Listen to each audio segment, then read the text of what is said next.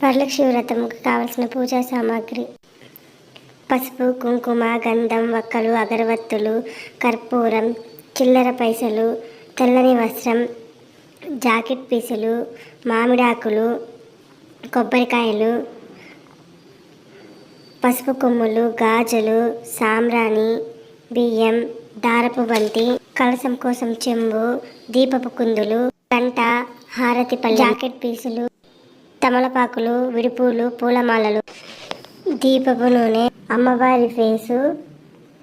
పీట, కలశం పెట్టుకోవడానికి చెమ్ము, ముగ్గుపిండి, అమ్మవారికి చీర, వ్రతకల్ప బుక్కు, పీట, గవ్వలు, పచ్చకర్పూరం, తామర పువ్వులు, 5 రకాల పండ్లు, పెరుగు, ఆవు పాలు, పంచామృతం, చక్కెర. ఇంకేమైనా మిస్ అయ్యే